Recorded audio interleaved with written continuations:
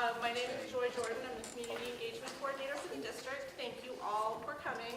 I just want to make sure everybody had a chance to sign in, particularly those educators who want to get PDP credits for this. So there's sheets back there. There's a handout that it covers some of the information that will be in the presentation tonight. Also, those who have signed in, you'll get an email as soon as the recording is posted in case you want to rewatch or if you have to leave early. You know, it's a very informal session, so don't feel like you have to sit quietly. If you need to use the restroom or need to get up, that's totally fine. I think that's everything. It's pretty straightforward. We're excited to have Charles here with us tonight. He not only has been an active volunteer in our schools and a very strong advocate for our schools based on his background, which includes being a teacher, a counselor, a principal, and a parent and a grandparent. So he kind of knows it from all of the angles. And we've been talking actually for 3+ years about doing this. And the first go around got waylaid by some, little things that were happening 3 years ago this time. So we are thrilled to have Charles Gruszka here. I'm going to let him introduce himself because he will do a much more detailed job of it than I will. But thank you all for coming, and I will let Charles take the stand. Thank you. Thank you, Joy. Applause. Nice. That's an offshoot, a subset of one of the 5 major behaviors that we'll be talking about tonight, teaching that enhanced self-esteem in our children and in each other at all ages, at all grade levels, at all stages of life. Applause is just something that makes you feel worthwhile, makes you feel appreciated, and those are all elements of self-esteem, which is the most important human quality characteristic that any human being can have. And that's what tonight is all about, focusing in on that sense of self-worth, freedom from anxiety, emotional security that is so much at risk in today's world, it seems, as well. I'm really excited, I'm really happy for your children and your students, for you to take a couple of hours out of your very busy schedules on a beautiful spring evening, and some of the best weather we've had, is a sign of just how much you love your children, how much you care about your students and those under your care. And they're just really, really, really lucky and blessed that you would have that attitude to want to come out and to learn as much as you can.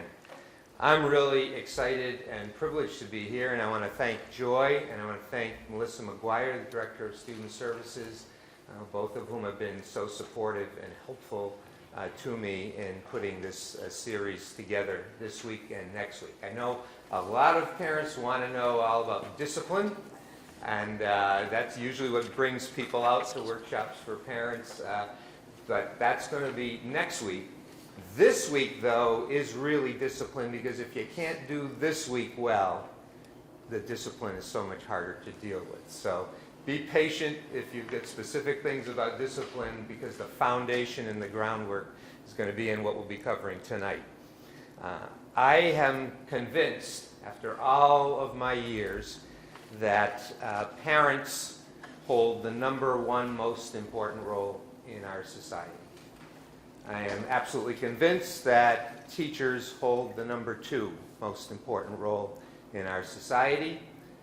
I think that way because parents and teachers spend the most time with children in their formative years, and what we experience in those years have everything to do with our whole lifetime and our whole life experience, our whole emotional life experience and emotional growth. So it appears to me that more and more kids than ever are suffering from self-esteem, low self-esteem. And there's just so many, the numbers are just growing, skyrocketing in terms of not only adults, but young people experiencing anxiety, depression, and other mental health issues. I'm convinced, based on all of my experience, that the only way that we're going to turn this situation around is to help and support parents, educators, and others who work with youth to better carry out their roles in a way which develops and preserves self-esteem of others. This is my passion. I am really passionate about trying to help people to do that. People who know me know I'm passionate about my family, I'm passionate about playing the digital accordion, and I'm passionate about fighting for the best school budgets that our community can have. But this is really just a genuine passion of mine because it's so important to help you who hold the first and second most important roles in all of society. So it's a privilege to be in the presence of a group like you who hold those roles. I'm going to share with you the most important information that has helped me in my roles as a parent, a counselor, a teacher, and a school principal.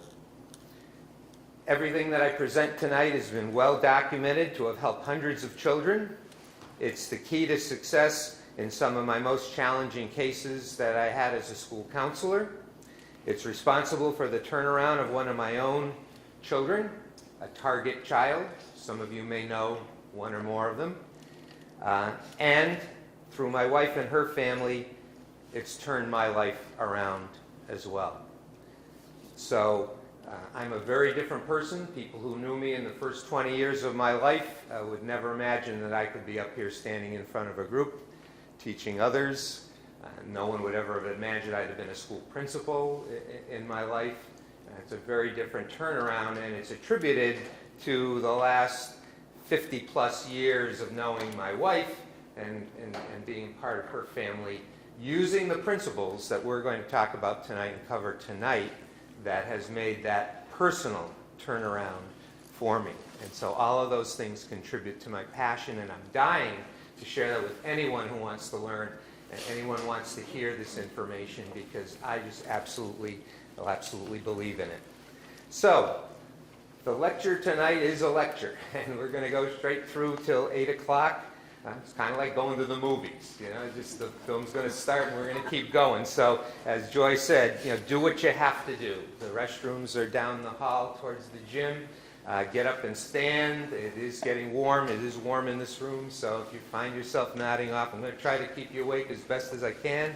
And if you have to leave early, the great thing is any of those things happen, this is being recorded, so you can always review it as many times as you want.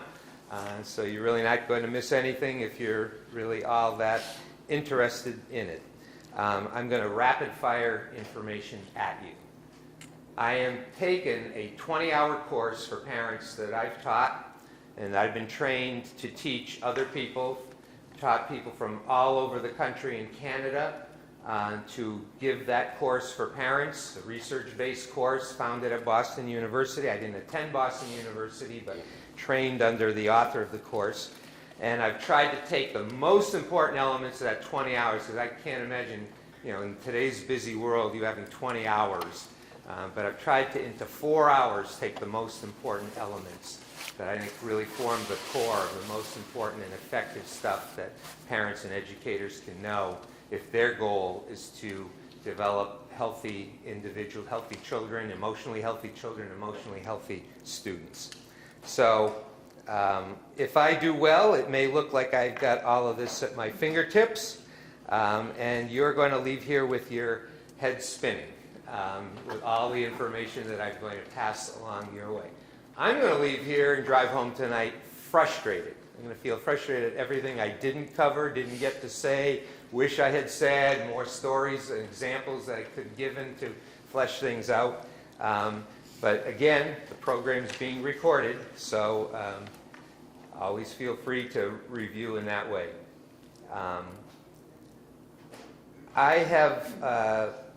I'm going to, if I do a good job, it's going to sound like he's got all this information, he's got this stuff at his fingertips, I can never know all this and do all this.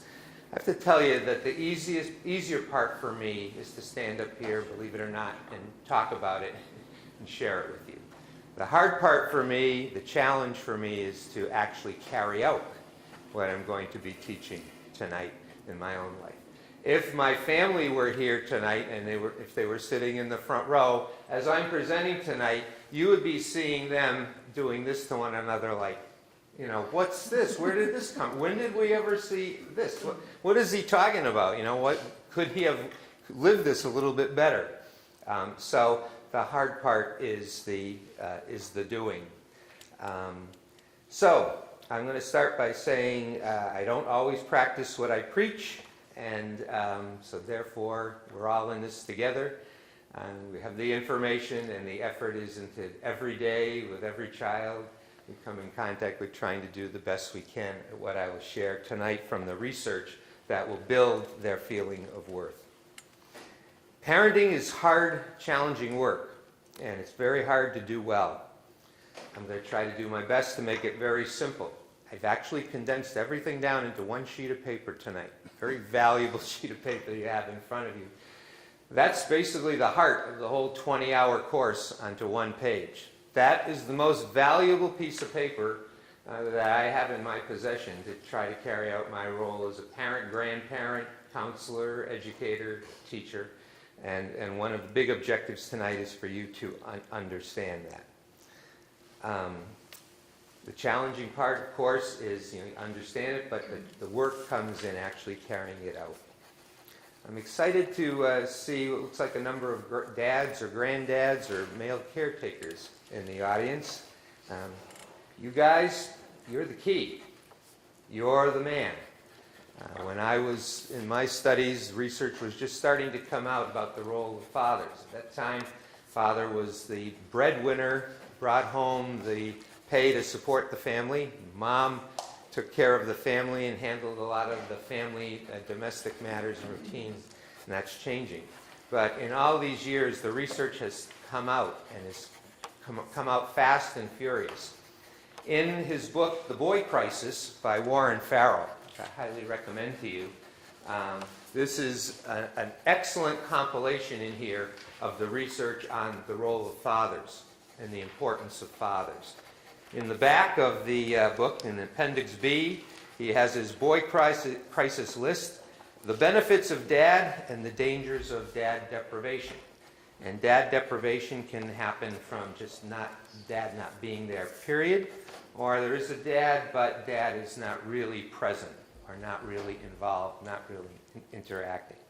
Now, the impacts are not as great on youngsters who have lost their dad to death, or youngsters who have lost their dad to war. But a good section of this book deals with all of the research the latest research, all being put together. I'm going to read to you, he's got a list in the back of this appendix, a list of 55 areas incorporating more than 70 specific benefits of dad involvement or dangers of dad deprivation. And so I just pick a few from the list to read to you from this extensive list based on the research. 1, children with father loss have by the age of 9 a 14% reduction in telomere length, the most reliable predictors of life expectancy. In addition, the telomere loss is 40% greater for boys than for girls. And a lot of the thrust of the book is why it's more difficult in his mind for boys growing up in our society today than for girls. And the roles for girls have changed greatly over the last few decades, and the roles for boys have changed ever so slowly. So that mindset has kind of remained in the eyes of society, or our society. The more frequently a father visits the hospital of an infant who's born prematurely, the more quickly the infant is released from the hospital, and the better the infant's social, personal development and ability to adapt. Students coming from father-present families score higher in math and science, even when they come from weaker schools. Father involvement is at least 5 times as important in preventing drug use than closeness to parent, parental rules, parent trust, strictness, or a child's gender, ethnicity, or social class. A study of boys from similar backgrounds revealed that by the 3rd grade, the boys with fathers present scored higher on every achievement test and received higher grades. Living in a home without a dad has a great correlation with suicide among teenagers, a greater correlation than any other factor. When dad has positive contact with children during the first 2 years, the children have fewer signs of unwanted or uncontrolled behavior. A couple more. Among preschool children admitted as psychiatric patients in 2 New Orleans hospitals, 80% came from homes without fathers. Similar percentages emerged from dad-deprived children in Canada, South Africa, and Finland, at ages from preschool through high school. Even when race, education, income, and other socioeconomic factors are equal, living without a dad doubled a child's chance of dropping out of high school. Adolescents with minimal or no father involvement account for 71% of high school dropouts. They are also more likely to skip school, in addition to dropping out, be kicked out, expelled. In a study of more than 12,000 teenagers after divorce, children living with single dads fared better than children living with single moms. In another place in the book, he cites a research study that showed that they took a look at adults and evaluated them for their social emotional health.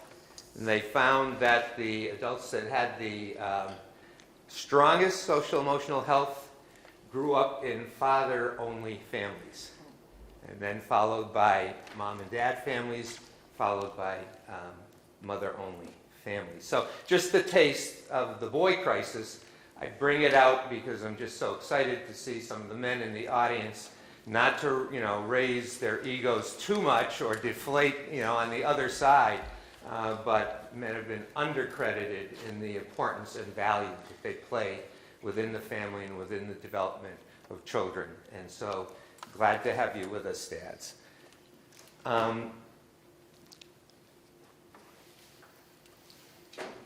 Single parenting is at least 3 to 4 times harder, but you can do it.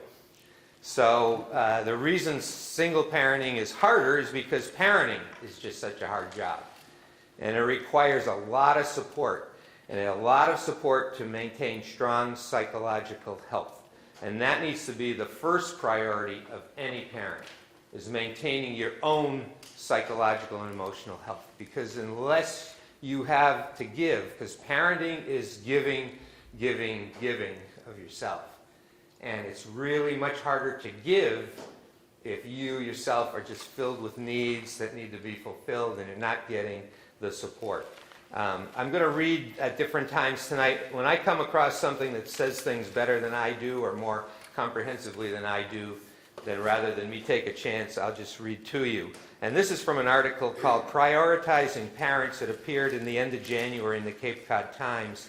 And just read some excerpts from it, which talks about why parental health is so related and critical to the child's emotional health. Parents' psychological health is important in its own right, since they often experience stress and need support. But research is also clear that the well-being of parents is closely linked to that of their child. Parents who are experiencing mental health challenges often have children with mental health challenges, and vice versa. Parents' well-being directly affects the overall structure and functioning of the home environment, such as following daily routines and the quality of the relationships between parent and child. For example, when parents experience depression, they often express more negative emotions, such as anger and irritability with their children. They are also less consistent in discipline and less engaged in the parent-child relationship. As a result of these stresses at home, their children may develop depression, as well as other challenges such as anxiety or behavioral problems. Children of parents with high levels of anxiety are at risk for both anxiety and depression themselves. Parents' mental well-being is influenced by the amount of stress they experience, such as economic difficulties, insufficient childcare, and competing pressures from work and family. When parents have social support from family, friends, their community, or the school system, studies show that they are less likely to struggle with anxiety or depression. So often, parents feel they need to take a back seat to what they perceive as the more important needs of their children. But just as when airline flight attendants instruct adults at the start of every flight to put their own safety mask on first, parents should know the importance of prioritizing their own well-being to promote the health of their children. So for single parents, strongly recommend they have to find sources of support in your life.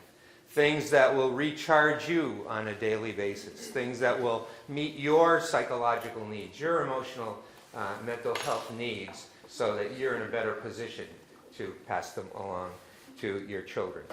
And for single moms, I think it's important too that they realize that it's important to get a male figure into their child's life, whether that be for their sons or their daughters.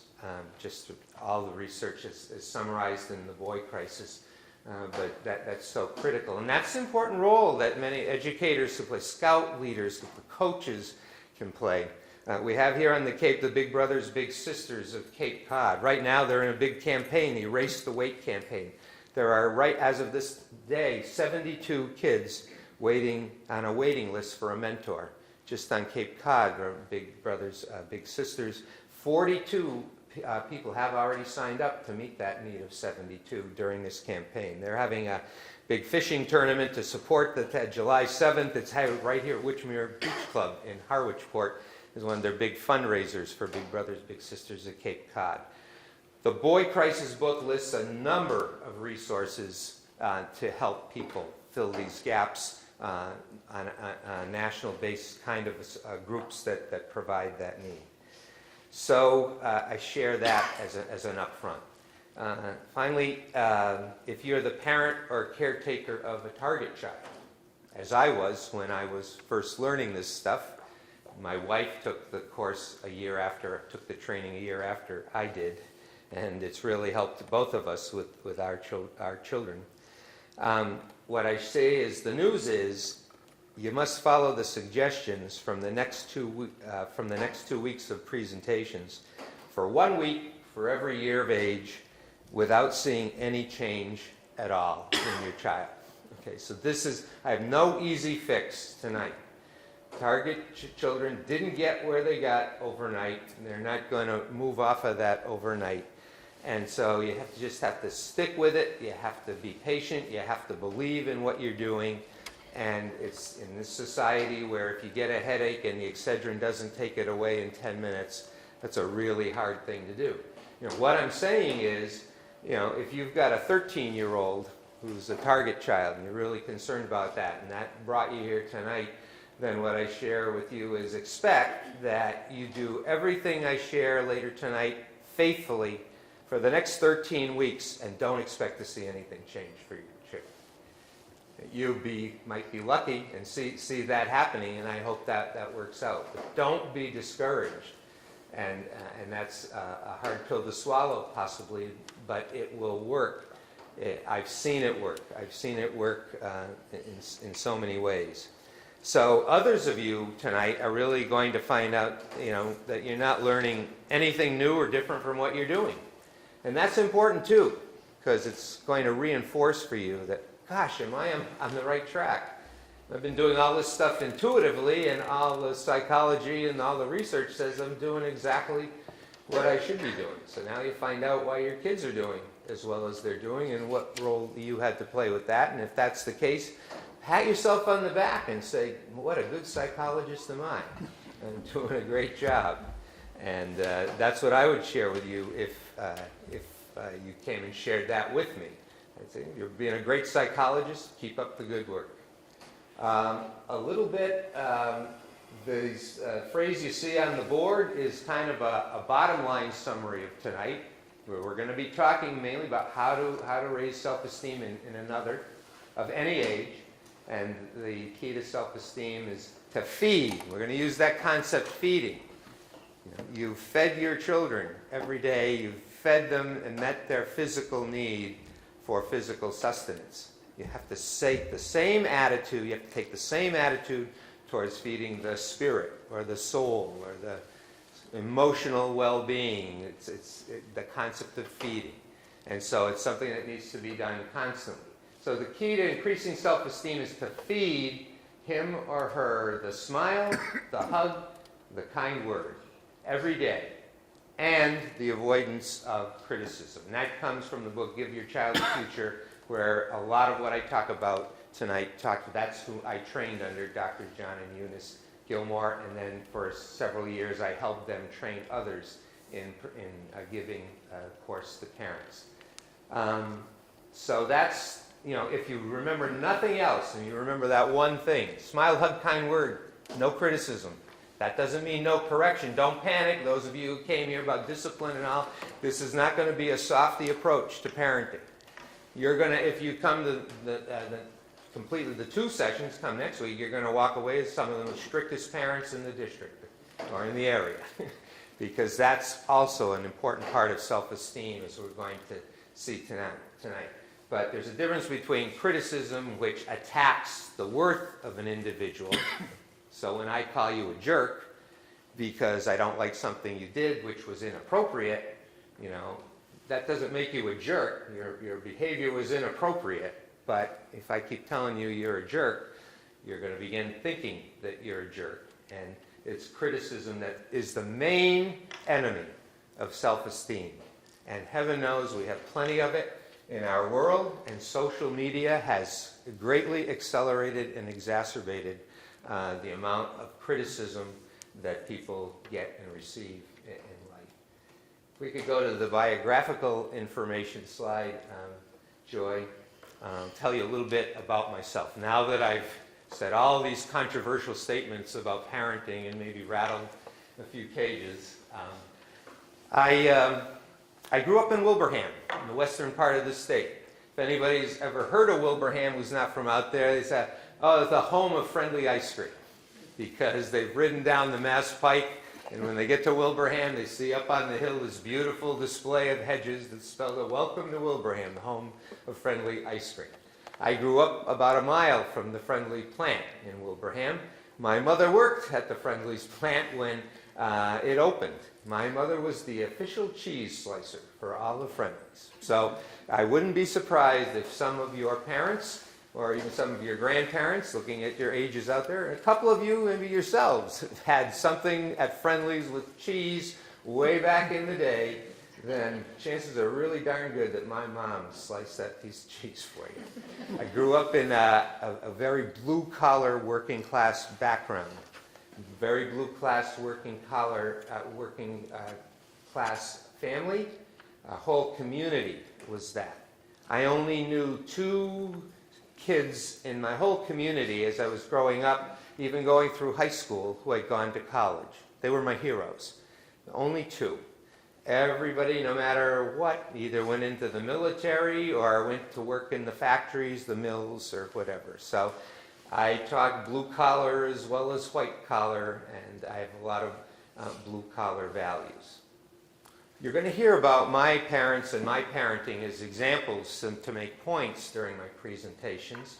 I'm going to tell you right up front that my parents, I am convinced that my parents, now in life, I am convinced that my parents love me with all of their heart. I am convinced they would have given their lives for me in a second. Absolutely convinced of that. Now, if my 2 brothers were here, 2 younger brothers, I'm not sure if they would say the same thing to you. My upbringing was such. My mom had an 8th grade education. My dad went to high school, had the highest average in his high school class. He had grown up in an orphanage. His dad took him back in. Dad said there wasn't money to go to college. He won a $10 gold piece as the highest average in his class. But way back when, that was a big award. His dad took it from him to buy alcohol. And my dad was the smartest man I've ever met in my life. He was a very morally principled person. So I need for you to know that up front.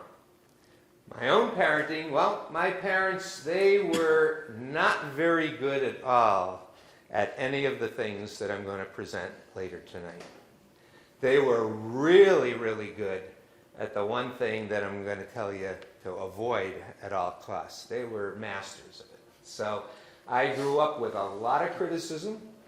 I grew up, my mom was in her 50s before I ever heard her tell me she loved me. I envy people who've had a relationship with their mom that's so physically close. And my mom only came to say that because it took me, that what I said, 1 week for every year and age. It took me months of every day ending a phone call. After my father died, I called my mom. I started calling my mom every day. It was very awkward for me to end that call by saying, I love you. Those were hard words for me to express back out, because those were words you just didn't hear a whole lot of in my family.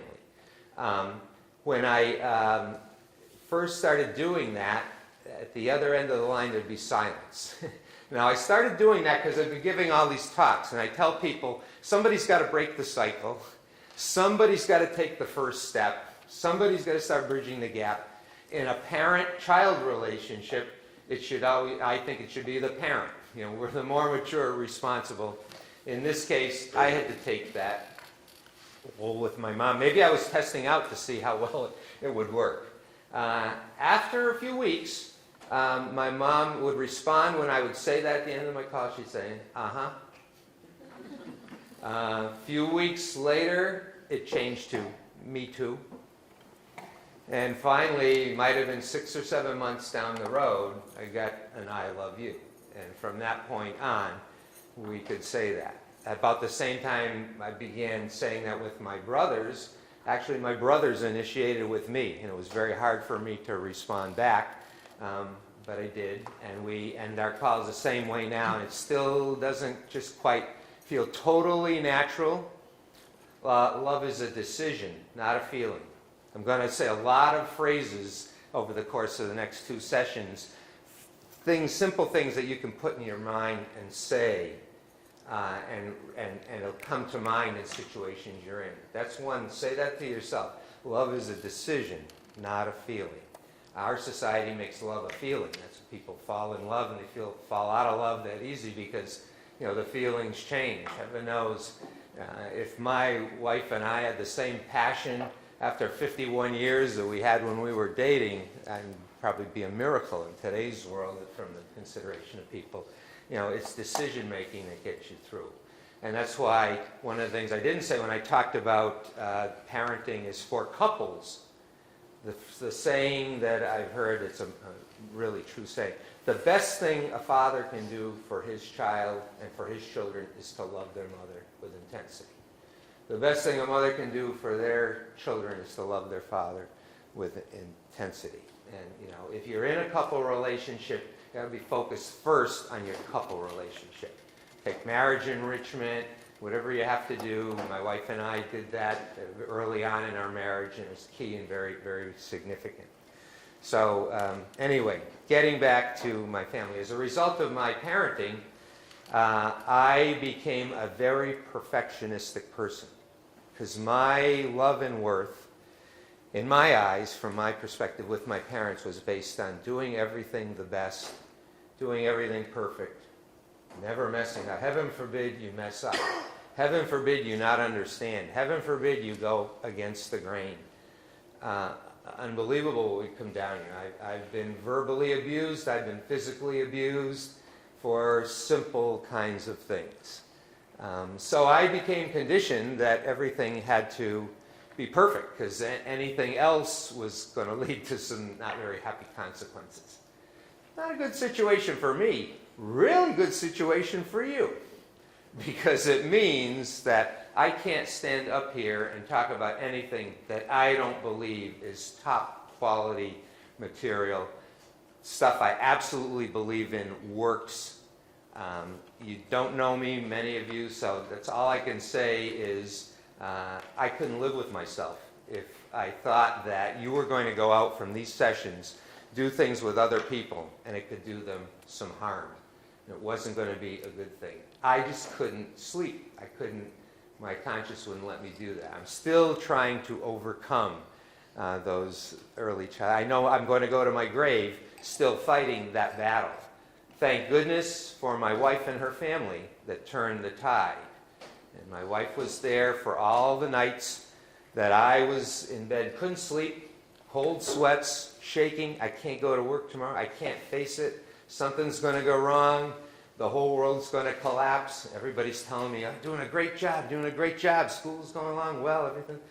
Not from my perspective. And if she wasn't there to hold me when I asked for that and get me through the night, and to give me that sustenance. We're going to find why that kind of stuff worked a little later this evening.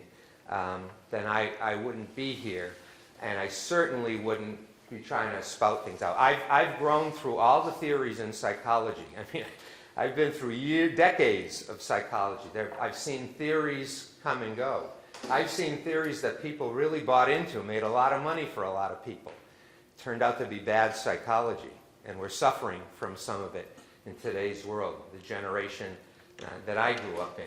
And we'll talk about that somewhat in the discipline session coming up next week. So, my dad was a clothes presser for most of his life. Then he ran his own cleaning business for a few years, some of the worst years of my life and my brother's life, when he was under the pressure of trying to make ends meet and working all hours of the day and not present for us as we were growing up. And he ended his working career as a factory worker. So that's my background, and I know that my parents loved me deeply and would have given their lives for me. What it did was it made me a nerd in high school. A grind, maybe is a better word. All I did was study, study, study. I needed to be the best. I needed to get the best grades. I needed to be perfect. I gave up when I got to high school. It was challenging because I was in with other kids that naturally had a brightness and a facility and an ability to take in academics that I didn't have, but I needed to have. I needed to get to college. I had no idea what I wanted to do with my life. I had no idea what I really wanted to study. I really didn't care about much of anything that I was studying in school at that point. But I needed to do that to prove to my parents that, see, I'm really going to be worthwhile, because that's something that you dreamed of. You never had that chance or opportunity. So I just did everything I could to get to that point. So I gave up the two loves of my life. I gave up baseball, and I gave up accordion lessons because I needed to spend all my time on my schoolwork, because what it took the other kids in my class an hour to do, it took me 3 hours to do. But I just had to do it. So I graduated from high school, 6th in my class out of 650. And one of the most unhappy, low self-image kids probably in my class as a result. But I achieved my goal. I got into college. I got a presidential scholarship to go to Holy Cross, my first choice. Had no idea really what I wanted to do, but I knew my father wanted me to make money because he didn't have that opportunity. And in his day, if you got a good position and you made money, you didn't have to work hard. Everybody worked for you. And that was the goal that he had inadvertently set in my mind to achieve. So I started as a chemistry major for no other reason except for the fact that I took advanced placement chemistry and advanced placement math in high school. Did well enough. I said, oh, what the heck, that's what I should study. And I was awful at it.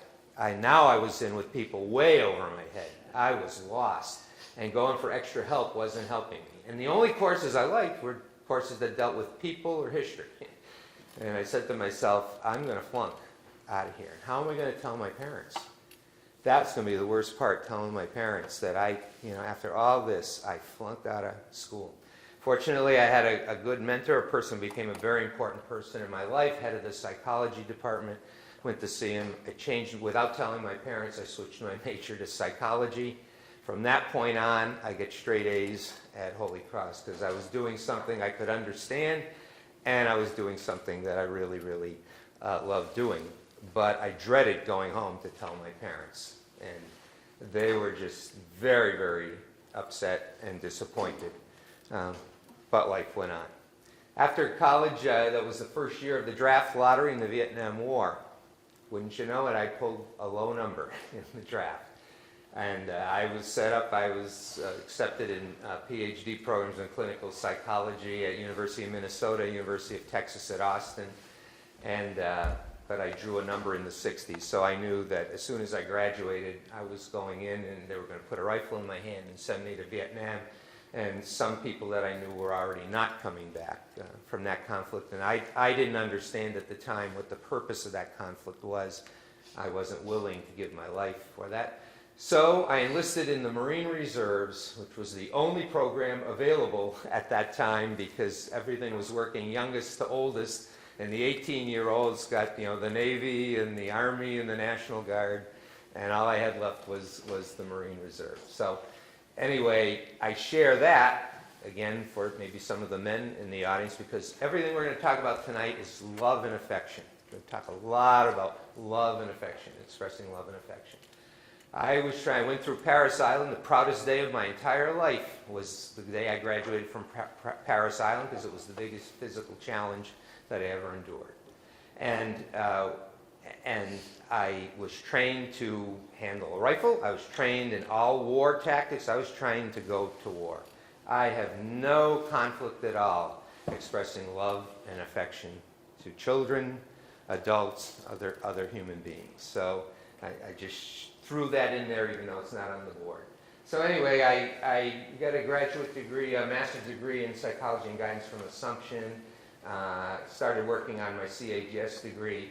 I was, for 2 years, a teacher of students with social and emotional and behavioral disabilities, challenges for the school district in 6th, 7th, and 8th grade.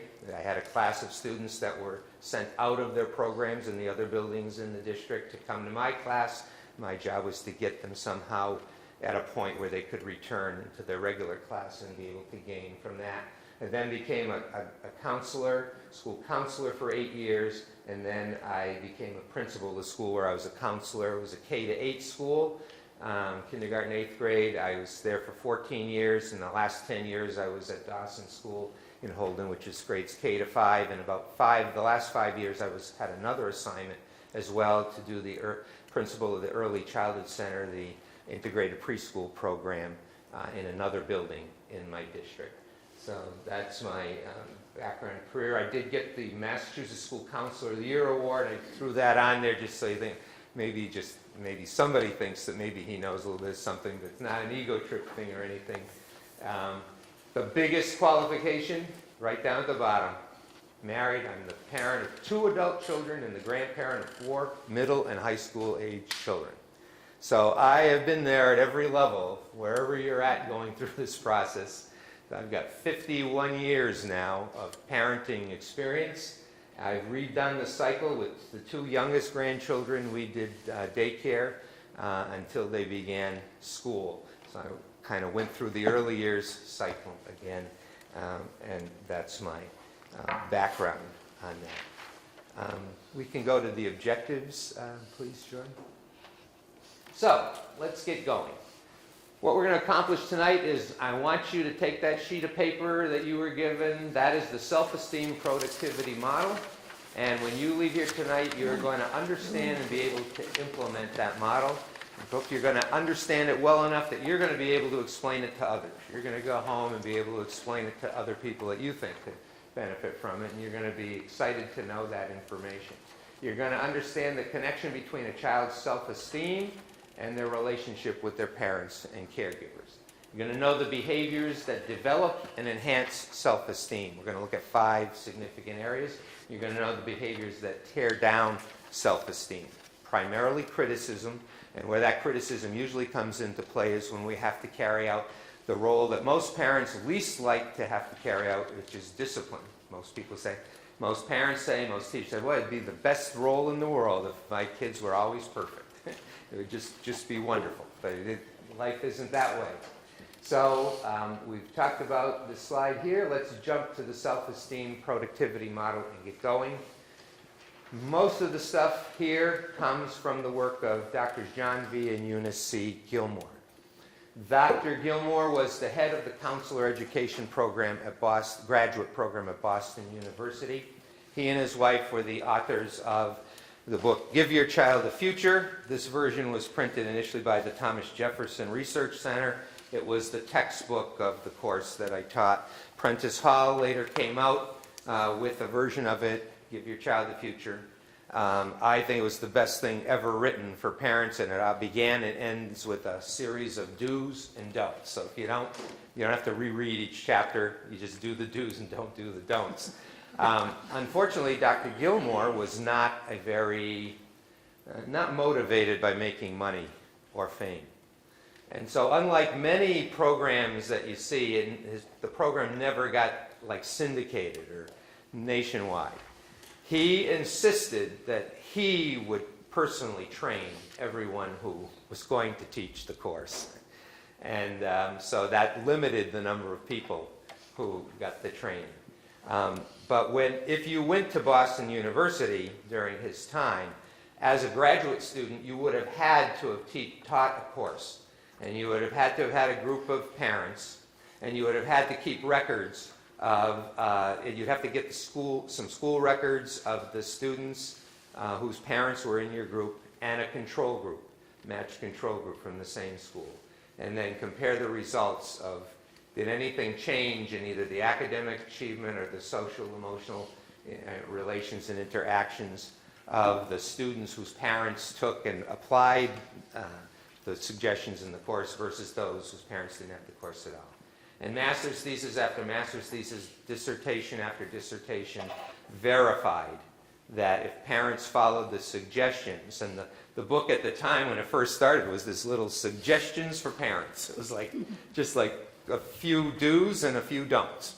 And there were more don'ts than do's, kind of reflecting the negative attitude that sometimes we have in our society. But that was what they used, and they verified the approach. Dr. Gilmore himself was in private practice, working with families, working with children who were having a difficult time in school or difficult interpersonal relations, social adjustment. And he was ready to quit because he didn't feel like he was doing anything worthwhile, making any progress. I felt that way as a school counselor.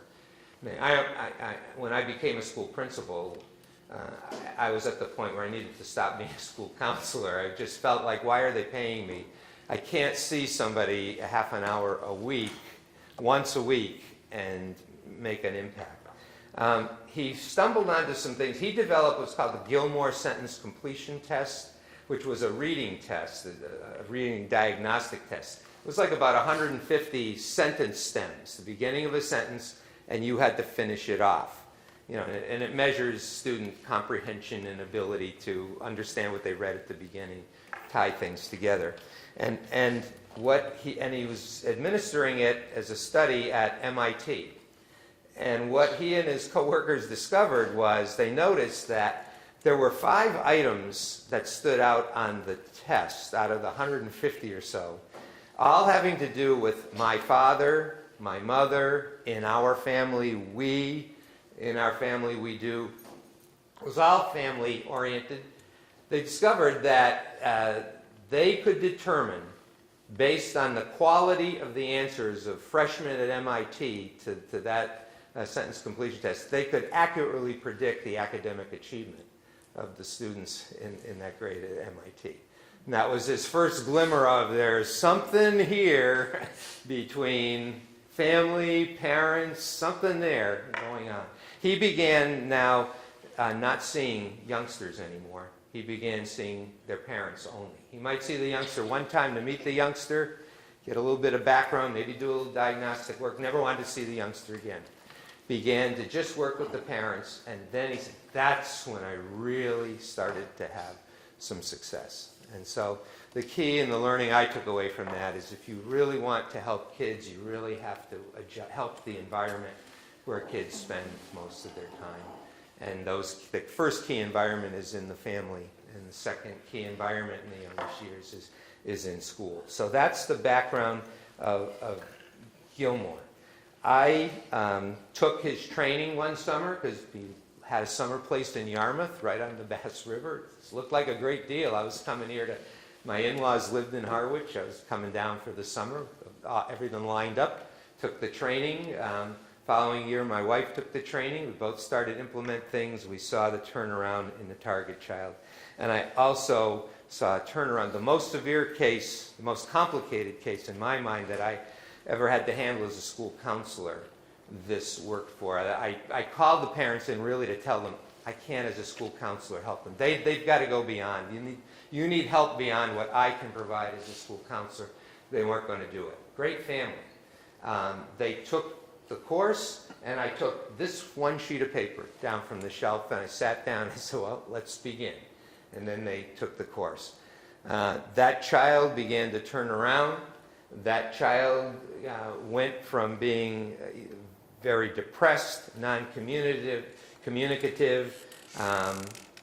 stoic, to by middle school she was the most popular babysitter in the town, and she eventually went to work for one of the local markets, worked up in the management, and life turned out wonderful. And that all of this kind of stuff comes together to tell me the power of all this. So one of the people that I was working with, a school psychologist, took the training as well. The following year after I took it, then I began assisting Dr. Gilmore and his wife in the training, and Karen LaCava. And she sent me this one day, and she said, Charlie, I think I've taken the whole course and figured out the most important stuff, and I could reduce it down to this equation, and it looks like this. So she sent it to me, and I look at this, and I say, my gosh, this is amazing. This puts it all together in one place. If everybody could understand this, what a difference, and so simple to teach people, so simple to understand. I said, Karen, do you mind will you give me permission to start using this in my teaching and in my classes that I do for parents? And she said yes, and I've been using it ever since, kind of refining it up a little bit, and this is what it looks like. This is like gold to me. This is one of my most valuable possessions. I suggest you go home and frame it or put it in somewhere and read it, look at it. Once you'll understand after tonight, at least once a week, if not daily. Anyway, I like formulas because I was a chemistry major. I like things that point in arrows and outcomes. We're going to start at the end of the process and work our way back. We're going to work against the arrows. And we're going to start with talking about what is a healthy individual. And I'm going to summarize what psychologists through the ages have said in different ways and say that the definition we're going to use as a healthy individual is competent and caring. Competent and caring. Freud said man must be able to live and work. The father of psychology way back when. Man must be able to, love and work. Man must be able to love and work. One of the most effective psychologists through the years was William Glasser, author of Schools Without Failure. I was a big Glasser fan. Glasser worked with young adults who were really heavily involved, really not doing well in any phase of life and having success. He basically said every human being needs to be loved and be able to give love, and must be doing responsible things. Again, competence, being responsible, caring, love, and being loved. So that's what we're going to use and say, that's what I'm throwing out as the definition of the healthy individual. It encapsulates all these definitions through the ages. Now, Dr. Gilmore liked to use the term productivity. I never was crazy about that word because, I don't know, it made me think of factory work or piecework or something. But what he meant by productivity was this combination of competence and caring. He believed that, and many agree with him, that we're here in life to be able to give back to life just at least a little bit more than what we take from life. So he always used to say he had this pan-balance model. We like pan-balance models here in the Monomoy district. And he said, at the end of your life, when they put in one pan what you took from life, and they put what you gave to life in the other pan, you want the giving part to be just slightly, at least, lower than what you took from life. And that was his concept of, life isn't just about taking, it's about producing. And I really like that model. That model, that definition, we based the schools around that I was principal of. We based it around the phrase, I am loving and I am lovable and capable. And that's my badge here that I used to wear when I was a principal every day in school. The word IALAC. I am lovable and capable. IALAC. When I retired, the newspaper headline said he made IALAC a vocabulary word. That people, because kids were taking the word home and they were using it at home. Parents would come in and talk to me, and they're starting to use this word IALAC, because I'd walk around the school, and if I saw something that wasn't caring or kind, I'd point to the badge and say, not IALAC. Or, we want to be IALAC. We got that from Sid Simon. He was at University of Massachusetts back in my day. He wrote this little allegory, I am lovable and capable. Story of a little boy who goes off to school every day, and he's got a tag that he wears, IALAC. And as he goes through the day, as something positive or good happens to him, pieces added to the badge. When something negative, criticism, negative experience hits his way, badge takes a shred. A little bit is torn up. At the end of the day, basically, his badge is in shreds. And that's the way our world tends to be. We do 99% of everything we do really, really, really well and never hear about it. We do one thing that wasn't quite right, and boy, do we hear about it. Somehow we hear about it. Somehow it comes out. So I am lovable and capable. So I strongly believe that our society has really emphasized competence. We've got all these tests. We've got the MCAS and every other kind of test measuring how competent are the different schools. I used to tell my faculty, why don't they have the Iowa test of basic caring?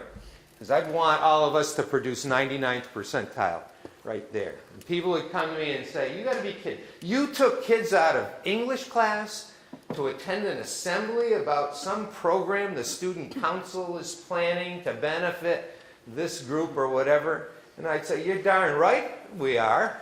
You're darn right. That's what we're all about. If we're just on one end, the competence, and we're forgetting about caring, we're not really helping the society at all. What we have to care and give back. So that was the whole concept of IALAC, and it reflects. Now, it also means I am loving and caring, and we taught the kids that that's how we have to act towards one another. If other people are going to feel lovable and capable, they're only going to feel that way if we are loving and caring towards them. Now, my staff, on the other hand, said it really stood for I am lost and confused, which is where they thought I was half the time anyway, especially getting my memos and anyway. Now, Dr. Gilmore wrote a book called The Productive Personality. I don't recommend it to anyone. It's one of those heavyweight books you'd only read if you had to as a graduate, as part of a graduate student for your research. But he took about 267 studies, all done on successful artists, scientists, creative writers, all people of competence, and tried to see what were the common threads that came out of all those studies. Quick summary is these 4 areas here. What they had in common was a good self-image and identity. They were comfortable with themselves. They knew who they are. They know where they're going. They don't have to follow the crowd. They can be their own person. They had coping skills. They functioned well in and out of school, get things done. No matter what your job is, no matter what your role is, you can get the job done. That's what we're talking about with coping skills. Social adaptation, gets along well with and cares about others, and is oriented towards long-range goals, hopeful and optimistic as they progress toward their goals. Can you imagine, well, let me put it this way. If this is what you would like for your children or your students, if this is your goal, you're in the right place.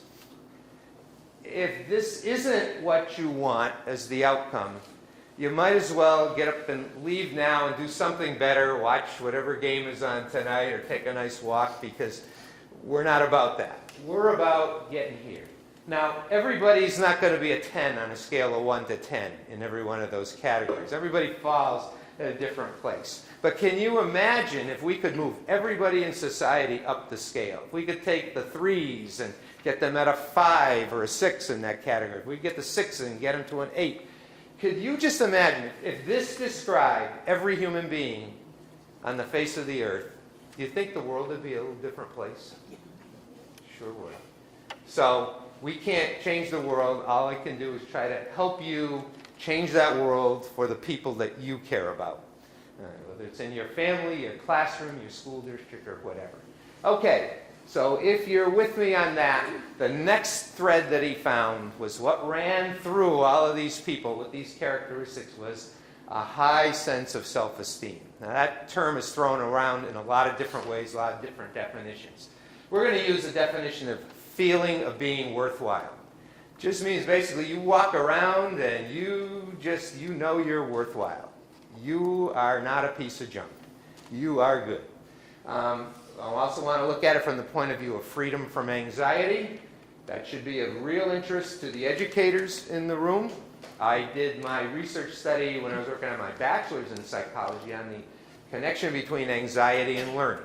And a little bit of anxiety is productive, and once it gets beyond a certain point, counterproductive. So as teachers, we want the middle of that equation to be as high as it can be to open up the channels for learning so that all the skills and talents and background we have can get through on the receiving end. And emotional security. It's like kind of a combination of that whole field. Worthwhile, freedom from anxiety, emotional security. Okay? So now I have totally simplified parenting or developing emotional health for you completely. Because you don't have to go out and read 20 books by 20 different authors anymore, to all these different theories or whatever. You only have to worry about one thing and one thing only, the middle of this equation. Self-esteem. Make that as high as it can be. Prevent any kind of behavior that will lower that. And you're going to get more of the end point of the equation. So your whole focus becomes, how do I raise self-esteem? How will whatever I'm doing with these kids, how is it building their sense of worth? How is it making them more secure? How is it freeing them up from anxiety? If you're not, then you're working against yourself. Now, the next big leap is so much research that shows the connection between where the middle of the equation stands and the environment in which the child grows up in. And that takes us to the parent and caregiver. And some of the key qualities and characteristics of a parent who develops self-esteem, or an educator who reinforces and builds up self-esteem, and hopefully is building on whatever happens at home, but sometimes it's not happening at all at home. And sometimes you as the educator or the scout leader or the coach or the neighbor or the uncle or the grandparent, you become that role, because here's another thing to remember. A person wants to mean the most to the one who means the most to him or her. A child wants to mean the most to the one who means the most to him or her. Say that a few times in your head till it becomes a part of you. So, what that means is you could be the most important person in somebody's life because they're not getting it home. For me, in high school, the person who was the most important person was a teacher, a high school teacher that I never had in class. She was an advisor to one of my activities, of which only involved me a short time for the week. She was the one who would take the time and stand on a stairwell with me and hear me talk about what I'm dealing, what my concerns are, what life is like, and supporting me and trying to help me grow and grow through that. I attended her funeral when I saw that she died. She meant that much to me. I never had her in class. But she was the one who meant the most to me. And when your kids get to adolescence, if you're not the one who means the most to him or her, they're going to find that somewhere. And if they're not going to find it in a positive other adult role model, then they're going to find it in peers. And that's what this term peer addiction is all about. It's like, I need to feel worthwhile so bad. I need to be appreciated so bad. I need to be recognized so bad. I need attention so bad that I will do anything for whomever provides that for me. Unfortunately, for some youngsters, the people who provide that are into some habits that are not positive habits. And they become addicted to that. And so your best protection, your best buffers, a lot of concerns right now about a lot of things, vaping, marijuana use, alcohol. Your best buffer is to continue to be the most important person in your child's life, because that's who they want to live up to, because they can't lose the most important thing that you provide to them, which is their sense of self-worth. So, some of the most important qualities of parents and caregivers is found are warmth, trust, caring, empathy. Big, big one. We're going to talk more about this later. Empathy means your ability to put yourself in the shoes of the other person. So it's like, the Native Americans had a saying, don't criticize a man if you haven't walked a mile in his moccasins, you know. So it's, can I remember what it's like to be, or what it's like right now to be that other person that I'm caring about. The research has shown that the most effective counselors have the quality of empathy. That was the skill that was worked on in my master's degree program in counseling, developing that skill. Not many of us had it, and not all of us developed it that well, but that was what the push was. Then the research came along later that showed the most effective teachers were high in empathy. And now the research shows that the most effective parents are high in empathy. It is one of the big ones on that list. Okay, that's love and affection kind of stuff. But it doesn't end there, so don't panic, because the other two qualities are firm expectations and consistency.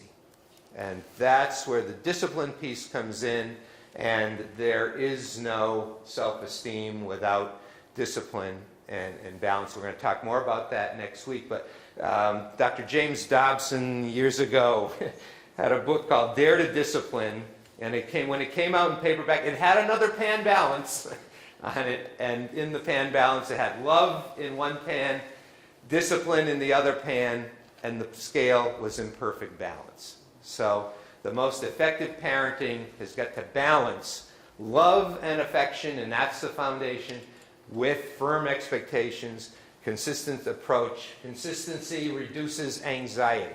I grew up with tremendous anxiety because I never knew when I was going to do something that displeased my parent, or I never knew when I did whether I was going to get killed or whether I was going to escape. You know, for the same thing, it might pass and ride, and another day I might get the strap. You know, another day I might get cold tongue. It was a real high anxiety situation to live under, and that's why consistency is so important. Now, here is one of the most important, maybe the most important principle in psychology. Right down here. The child's perception of these is the key. The child's perception is the key. What that means is, it doesn't matter what you think, I think, we think a person has in terms of those qualities. What's important is what the child perceives. That's the reality. By that I mean, I could stand up here tonight and say to you, I am a warm, trusting, caring, empathic father who had firm expectations and dealt with my kids with consistency. I could get 10 of my friends who have come here tonight, promise them I'd take them out to dinner after the program and have them say, oh, Charlie Gruszka, that's it. There he is, warm, trusting, caring, empathic dad. He was firm expectations, consistency.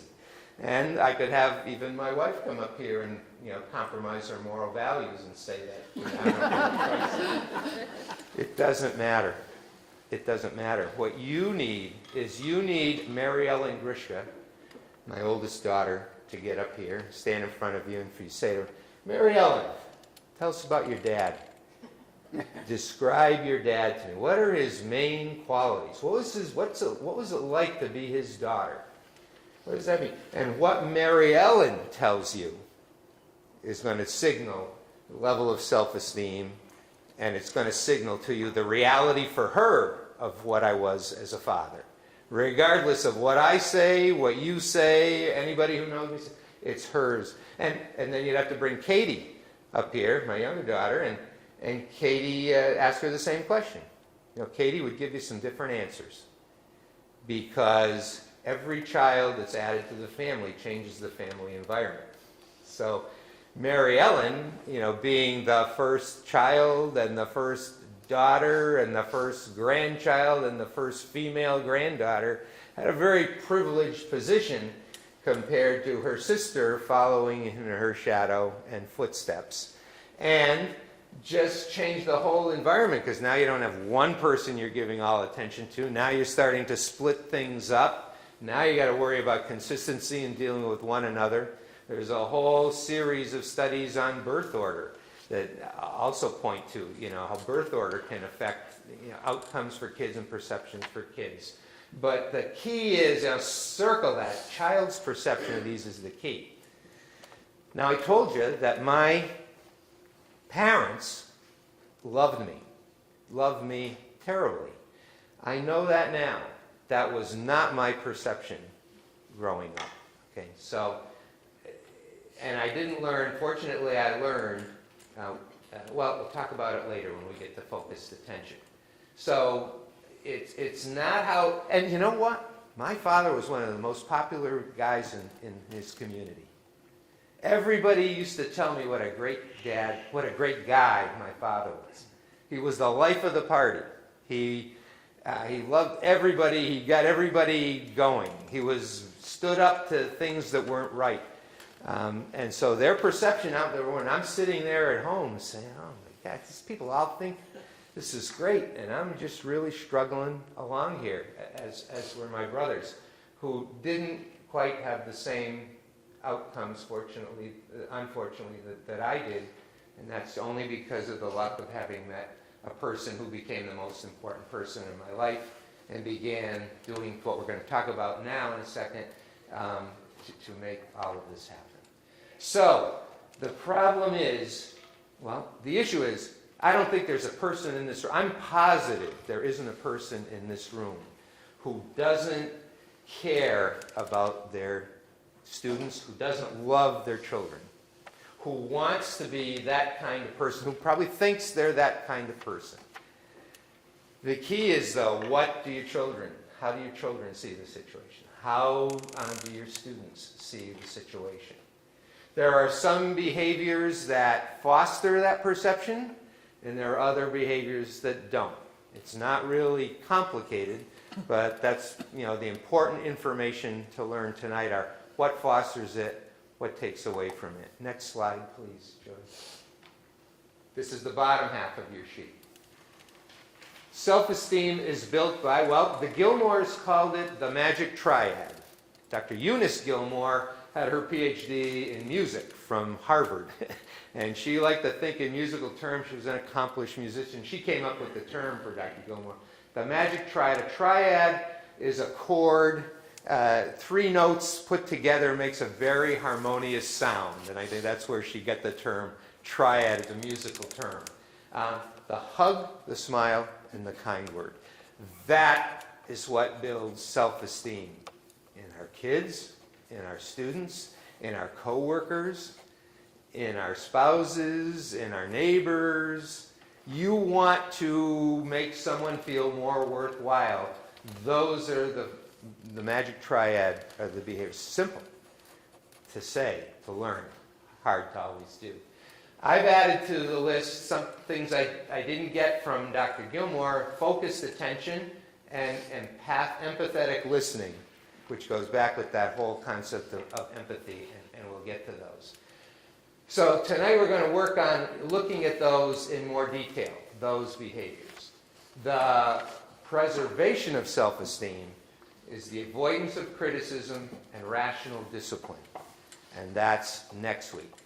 Criticism, self-esteem is very fragile. It's so important, but it's so delicate. It can be broken so easily. It can be torn away at so easily, like the badge that our gentleman was wearing to school in the I Am Lovable and Capable story. And you know what psychologists have told us? That, well, in my day, they said a negative is 3 times more powerful than a positive. So in my day, they were saying that if you levied some criticism on someone else, you needed at least 3 positive gestures on the other end to try to wash away or make up for that. Now, the latest is now they're saying 5 to 1. That's how powerful the negative is versus the positive, and yet we're in a world that's filled with negatives. Psychologists and linguists tell us, I was telling some people before the session, that they estimated that by the time you're a young adult, most of us have heard at least 15,000 pronouncements like you're an idiot, jerk, ridiculous, stupid, dumb, silly. 15,000 of those in 17 years of life adds up to a lot of low self-esteem. And they say it's no wonder that there's such a huge inferiority complex in our society and why so many people are suffering from mental health issues. So, and I want you to think again in terms of feeding the hug, the smile, and the kind word on a daily basis. In the course I took, the homework from the first session was you go home and give every child a hug, a smile, and a kind word every day, every child. Come back next week. We're going to start by you giving a report. What happened? What did you find? Now, some people would say, come back, and for me, I never saw much reaction. You think you'd do that, and maybe your kids would give you something back. It didn't really happen to me. Didn't happen to some other people. Other people would come back and they'd say, Mr. Gruszka, this is great. Wow, this is really working. This is really doing something. How long do we have to keep this up? They said the bad news is forever. Because just like you can eat as much as you want today, tomorrow you're going to need some food. And by Friday, you're going to even be hungrier. And by 2 weeks from today, if you hadn't had anything to eat, you're going to be in trouble. Even worse with water. I mean, a couple days without any water, and you're in deep trouble. So we don't think twice about feeding our kids physically, and in fact, we know we would be accused of abuse and neglect if we didn't, or if we didn't put a roof over their head, or if we didn't give them proper clothing to wear. Do we think about feeding the other important half of the human being, the spirit, the soul? There are thousands, if not millions, of people out there in the world. They haven't had one bite of hug, smile, or kind word in ages. They are hurting really bad. The child who's hardest to hug is the one who needs the hug the most. Say that to yourself. Take it away with you. The child who's hardest to hug is the one who needs the hug the most. The child who's hardest to praise is the one who needs the praise the most. Kids' behavior tell you an awful lot unless they've got a real physiological issue generated. Their behavior gives you a lot of clues about where they're at in terms of their self-worth. So, with that in mind, and criticism, you just can't, it's just 3 to 5 to 1 now, in terms of you just working way against yourself every time you resort to criticism. So you gotta have strategies so where you get under your skin and you want to blurt out something that's going to be critical to another person because you want to correct them, because you love them and care. Why have I ever said to any of my kids, or even kids in school, stupid? How could you be so stupid to think that if you did that, this would result? Unbelievable. You are unbelievable. You'll never get it, Now, I know none of you have ever said anything or ever acted, but, I'll admit that I've resorted to that at times. And why? Because I cared about it. Why did my father call me every name in book names I can't say to you in public? When I went to Paris Island, it wasn't hard for me psychologically. Everything they called me, I'd already heard that many times over. If I already knew that, I was told that forever since growing up. With the possible exception, I think there was one term, and I won't say it tonight because of presence in the room, but there was one term my father never called me. I heard it was called it the first time at Paris Island. But, that wasn't the issue. I was used to it. Other people were falling apart, when that happened. They experienced that because that wasn't a part of their growing up experience. Hopefully not the part of your own kids. But my father, why did he do? Because he loved me so much. And he wanted me to be better than him. He wanted me to have a better life than he had. When I found out, I think I was I was in my 50s. And Christmas Eve, we always celebrated Christmas Eve as a family. In my family, it's a Polish tradition. Christmas Eve, big night, so we always went to my parents. And it was always going to be a horror show. Because before the night was over, there was going to be tension, there was going to be a blow, something was going to... I hated to take my own family into it. They hated going, and they only went because, I was the husband and I was their dad, but it wasn't, as soon as we could get out of there, we would. And sure enough, this one night, we were opening presents, and somebody made a comment. It was a present from my dad to one of my brothers or myself, I don't know, and somebody poo-pooed it. And my father just got up and he stormed out of the room, and just in a furious huff.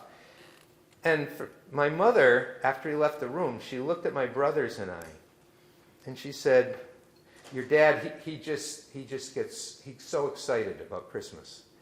It's just so important to him.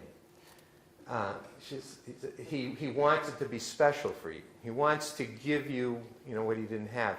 Do you know why your father always worked extra jobs, especially around the holidays coming? Do you know why he did that and he wasn't home? Because he always said to me, his wife, he always said to my mother, my boys are never going to have to wear dungarees like I had to wear in the orphanage growing up. So he just wanted you to have what he didn't have. What we wanted was love, affection, and time. But he thought the way to show his love was by presenting us with things that he would have loved to have had growing up. In fact, my best present was an electric train. Waited years to get it. And then when we got it, my father winds up playing with it all the time. I couldn't get a turn at it because he gave it to me, but he never had his own train, and he was working at it. And that's when my eyes opened. And I don't know if my brothers ever really picked up on that, but that's when all of a sudden it all clicked. His background, what he grew up with, best marks in school, $10 gold piece. Dad takes it away, buys alcohol with it. You're not going to college. He said he could send one person to college. He sent my dad's younger brother. My dad used to say, I never could figure out why. I was the older one, but my younger brother got to go to college. And his younger brother got to be vice president of the major newspaper in upstate New York. And my father could have done even better than that if he had had the breaks and opportunity. But if he saw us doing something that wasn't going to lead to a good future, he loved us so much, but he expressed it in ways that attacked our self-esteem instead of building it. And we'll work next week on how do you deal with discipline in ways where you keep your cool and you can correct. I call it James Dobson called it shaping the will without breaking the spirit. So now I've made it really easy for you. See, I'm not taking questions that there'd be all these specific questions about specific things in your family. This is a model that you apply to anything that comes up. And here are the key questions. When you're confused, when you're not sure how to handle something, when you're not sure what direction to go, when you're not sure, did I handle that well or not? How did my actions affect my child's self-esteem? If I were my child, would I feel better about myself based on how you treated me? Would I feel worse about myself? If it's discipline, you're not trying to make anyone feel better. You're just trying to keep it neutral. You're trying to do what you have to do. It's your job to do it. Your main job as parents are to get your children ready to live without you. Sad when you say that to people's jaw jump. What a thought. That is our main job as parents, get our kids ready to live without you, and that requires getting them used to the real world and being ready for that. Or How would it feel to be my child in this situation? That's it. And that's empathy, and I had that put in big letters. That's, when I'm dealing with this, let me think about it now. If I were my child, if I were that student, would I be helping them, keeping this neutral? Would I be hurting them? Those are the two key questions I do for effective parenting, teaching, for developing, preserving self-esteem, is keep those two in mind. And if your answer is, boy, I acted that way, my child, if I were in my child's shoes, I'd feel pretty crummy. I'd feel like my worth was really attacked. Then you've got two really powerful words to deal with that. I'm sorry. And you apologize. And you go back to the whoever. And these are principles that apply if you're dealing with, your adult peers. This is all human relations principles applying to all human beings. I'm sorry. And that will build special bonding. You don't want to have to be saying I'm sorry too often, though, or all the time. If that means you got to really sharpen up the skills on the other end. Let's take a look at these things in, let me make two more comments. We'll back up just for a second. Two more comments verifying the model on the sheet. Ken Blanchard, you've probably not heard the name. He was a big name. Back in the day, he wrote all of the One-Minute Manager books. The School Principals Association, years and years ago, we paid him $6,000 for 2 days' work to train us at University of Massachusetts. And his first book was The One-Minute Manager. It was a book that you could read it in an hour, totally understand it, digest it. Big print, few words on every page. It sold worldwide. It was attributed way back in the day of making $1 million turnarounds, which would probably be $1 billion turnarounds in companies and organizations in today's world. What was his basic premise? It was a one page of that book, the only words on the whole page. People who feel good about themselves produce good results. Say that to yourself. People who feel good about themselves produce good results. That's why it's so powerful in this district, all the emphasis on social emotional learning. It's how based on the premise of learning is going to occur better, students are going to do better if they feel better emotionally, socially, and emotionally. That book was translated into about 20 foreign languages and was the #1 bestseller. And, he looks like he made money on that. I mean, there's hardly any words in it. And what the One-Minute Manager does is just walks around and catches people doing something right and lets them know about it. Kind word, a reinforcement. Build self-esteem, turned around companies. There was a researcher I got to study under named Fred Street. He was the head of the Alcohol Studies Department at Rutgers University. And the school psychologist and myself, when I was a counselor, were sent to train under him. They were working on adolescents' perceptions of their parents and their relationship with their parents and drug usage and drug abuse. And they developed this survey called the Youth Perception Inventory. And the Youth Perception Inventory tapped into the children's perception of what their relationship was between them and their parents. They came up with, they used the work of Schaefer at the time, and he had about 23 dimensions that this relationship could be characterized at, and they put it into 8 clusters. Those clusters were, and this is now the way the kids saw their parents: love, loving control, control, hostility, hostile freedom, freedom, and loving freedom. What they found was that for those adolescents who rated the relationship into one of the 3 categories involving love, loving control, or loving freedom, they found no drug usage. It was so refined that depending on the other categories where the perception fell, they could actually pretty accurately predict just the type of drug abuse that was going to be present. Was it going to be marijuana? Was it going to be alcohol? Was it going to be sedatives? Was it going to be psychedelics? Based on where that perception. Further reinforcement to this one. People who feel good about themselves produce good results. The top of your chart. The middle. Feel good about yourself. Results on the right side.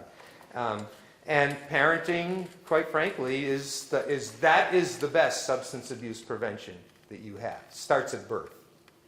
Starts at birth, in your relationship at birth, and continuing after, and developing this perception. What were the categories for love? Positive evaluation, sharing, expression of affection, emotional support.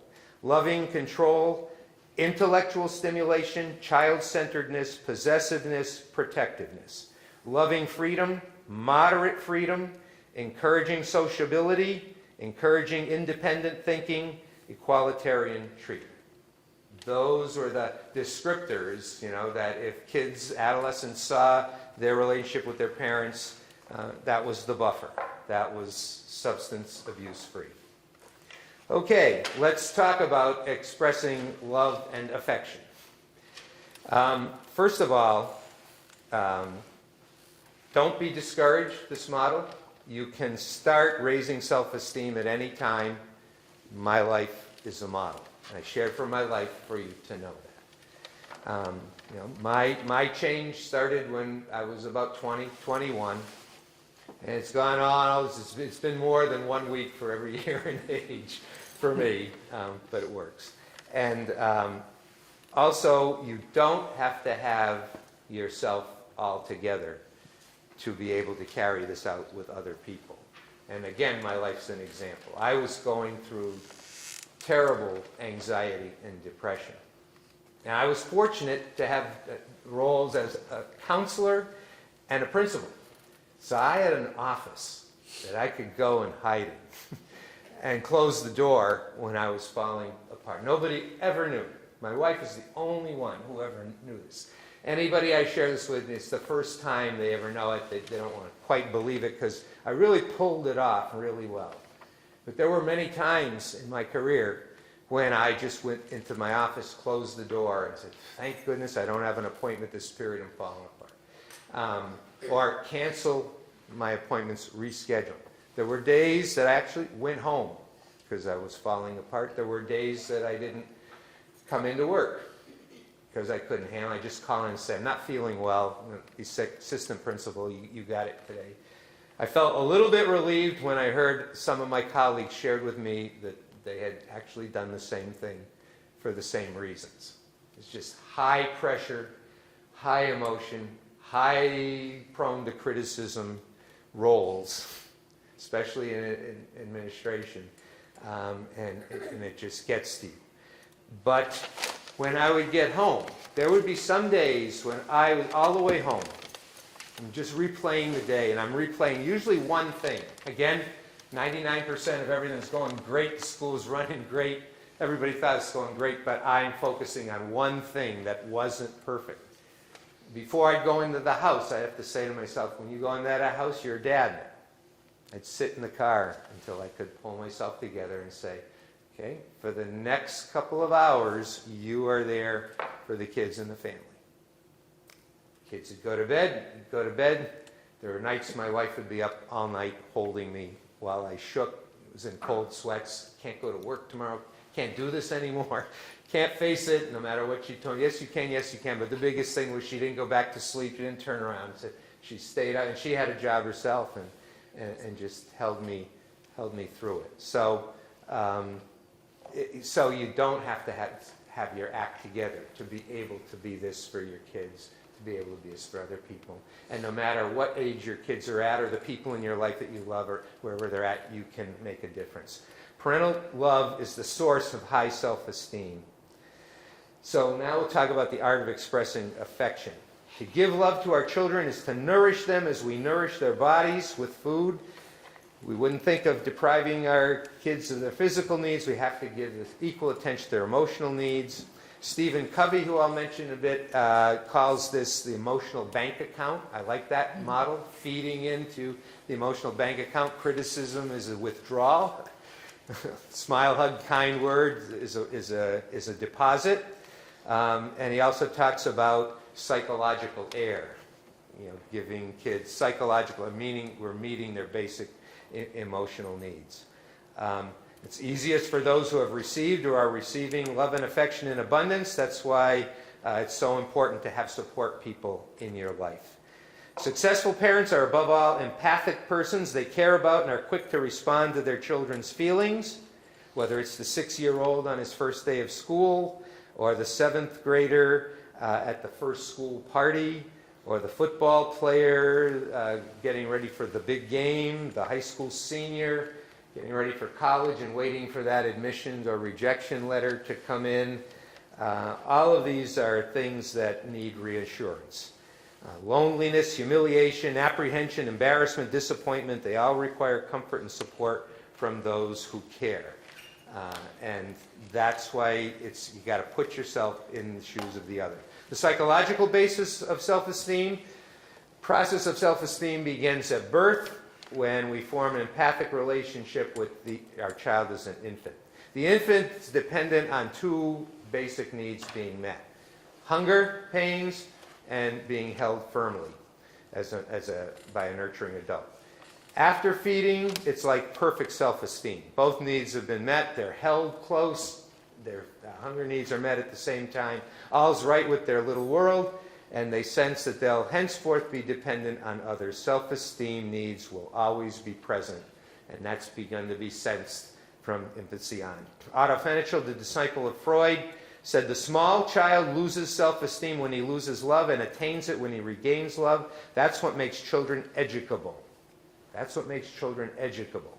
They need supplies of affection so badly that they're ready to renounce other satisfactions if rewards of affection are promised or if withdrawal or affection is threatened. So to rear productive children, we must be prepared to give them constant supplies of self-esteem that will enable them to extend the effort to grow into productive and successful adults. Now, there's 2 conditions that this love has to have. We talked about one. It has to be expressed as long as the other person lives. It doesn't end after 2 or 3 weeks. The second is it needs to be unconditional. And that's we talked about love as a decision. I love the introduction to the book, Hide or Seek, How to Raise Self-Esteem in Your Child, an old book. But if I can find something that says it better than I can, I'll read it to you. And this is the introduction to the book by James Dobson. John McKay, the great football coach at the University of Southern California, was interviewed on television a few years ago. And remember, this is an old book. And the subject of his son's athletic talent was raised. John Jr. was a successful player on his dad's team. In fact, he led University of Southern California to the national championship one year. Coach McKay was asked to comment on the pride he must feel over his son's accomplishments on the field. His answer was most impressive. Yes, I'm pleased that John had a good season last year. He does a fine job, and I am proud of him. But I would be just as proud if he had never played the game at all. If I ever one time heard that my father said that to other people about me, what a difference that would have made in my life. Coach McKay was saying, in effect, that John's football talents is recognized and appreciated, but his human worth does not depend on his ability to play football. Thus, his son would not lose respect if the next season brought failure and disappointment. John's place in his dad's heart was secure. Emotional security, center of the formula. He was independent of his performance. I wish every child could say the same. To the contrary, human worth in our society is carefully reserved for those who meet certain rigid specifications. The beautiful people are born with it. Those who are highly intelligent are likely to find approval. Superstar athletes are usually respected, but no one is considered valuable just because he is. Social acceptability is awarded rather carefully, making certain to exclude those who are unqualified. Believe it or not, a 5-year-old is capable of feeling his own lack of worth in this system. Most of our little ones have observed very early that some people are valuable and some aren't. They also know when they're one of the losers. In many ways, we parents inadvertently teach this system to them, beginning in infancy, to place a price tag on human worth. The result is widespread inferiority and inadequacy, which probably has included you and me in its toll. Love is a decision, not a feeling, and it's not based on production, as it was in my case, unless you want to raise a perfectionist who can do everything right and feel terrible and awful doing it. So let's talk about these different areas and Joy, if you would go back to the chart which shows the smile, the hug, and the kind word. I think 2 slides prior to that for a second. Let's start with physical contact. Embracing, cuddling, kissing, and touching are all part of warm, intimate family life. Physical closeness is essential to survival in the earliest months of a baby's development. Infants left for long periods of time in orphanages and institutions with little loving attention became apathetic and sickly, and some even died. We used to call the term marasmus. Now marasmus refers more to not sufficient nutrition, but a lot of these infants just stopped eating or feeding. And this was back in the day when orphanages and institutions for people with special needs, children with special needs, were more common. And they would do studies in this book called Love by Leo Buscaglia. He talks about the work of Renee Spitz, and he kind of collated a lot of the studies where they looked at these institutions both providing everything the infant needed physically. But in some of them, the infants were also held, nurtured, cuddled. In others, they weren't. They had everything, but those kids didn't thrive. The differences in all the studies between the two groups, phenomenal, and some of the kids died in those institutions, and they really attribute it to the importance of this physical touch. During the first 2 years, it's impossible to hug or cuddle too much. Hug comes from the Old Norse word hugga, which means to comfort or console. And it's a great resource in moments of grief, terror, loss, helplessness, as well as ardent love and devotion. So, some of the research. Let me see if I can dig out what I looked up for you. This is the power of hugging and the research behind it. The neuroscience of hugging. Those of you that are science buffs. When we hug someone, our body produces endorphins, which are chemicals that relieve pain and stress, producing feelings of happiness and euphoria. Research shows that endorphins are 30 times more powerful than morphine. Hugging also releases the hormone oxytocin, which is sometimes referred to as the cuddle hormone or love hormone because our bodies produce it when we're in close physical proximity to others. Oxytocin is also, you see in the book The Boy Crisis, he talks about the dad brain, and that when a man becomes a father and begins to have contact with the infant son, changes take place in the brain. And it results in increases in oxytocin being emitted. A lot of people who father children never get to the point of actually raising their child to have that experience. But that's what they're finding out now happens when you have a child, and how dad's brain changes, and oxytocin is a key to that. When oxytocin is produced, it relieves feelings of stress as it limits the production of the stress hormone norepinephrine and calms us down. One study found that the more hugs a woman received from her partner, the higher her levels of oxytocin and lower blood pressure while completing a stressful task. Does the length of the hug matter? I've seen a variety of research on this. Although there's no definitive answer that's been supported by the research, the general consensus is that for the full benefits of a hug to be felt, it should last for at least 20 seconds. Now, I've seen the range of 6 seconds to 20 seconds in the studies that have been done on this to have the positive physiological effects. Some researchers do argue that 6 seconds is enough for oxytocin to be triggered in the body. 3 reasons why hugging is good for you. 1, it reduces stress. Research shows that when we experience affectionate touch like hugs Areas of the brain that are involved in our fight or flight and stress response, such as the sympathetic nervous system, are deactivated, and fewer stress hormones such as cortisol and norepinephrine are released. This is because the pressure detected by the receptors on the skin triggers the release of oxytocin in the body and sends a signal to our automatic nervous system that we're safe. This makes people less reactive in situations that would have otherwise produced a fearful or negative response.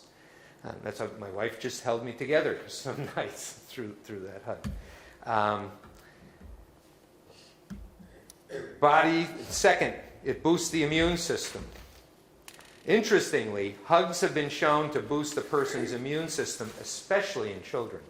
When hugging a child, we put pressure on their sternum or breastbone, which is the central part of their chest, which activates their thymus gland.